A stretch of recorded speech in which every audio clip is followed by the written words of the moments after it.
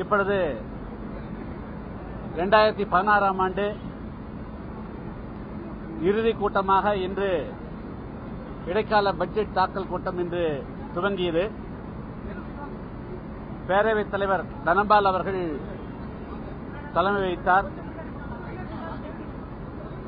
தேசிய முற்போக்கு திராவிட முன்னேற்ற கழகத்தினுடைய 6 சட்டமன்ற உறுப்பினர்கள் சட்டமன்றத்திலே இருந்து வெளியேற்றப்பட்டது உட்பட அவர் பதவி வகித்த இந்த 3 ஆண்டு காலத்தில் எதிர்க்கட்சியினுடைய எந்த உறுப்பினர்களுக்கும் தங்களுடைய ஜனநாயக ரீதியான கடமையாற்றுவதற்கு உண்டான அவர் வாய்ப்பை தரவில்லை.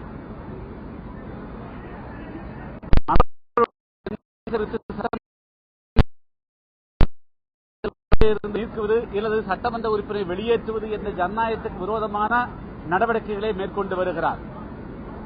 அந்த வகையில் இந்த 6 சட்டமன்ற உறுப்பினர்களை வெளியேற்றியது குறித்து உச்சநீதிமன்றம் தனது கண்டனத்தை கடுமையாக தெரிவித்திருந்த பொழுதிலும் கூட மானசீகமாக தார்மீக ரீதியாக அவர் அந்த பதவியிலே மீண்டும் உட்காருவது எந்த விதத்திலும் ஏற்புடையது அல்ல.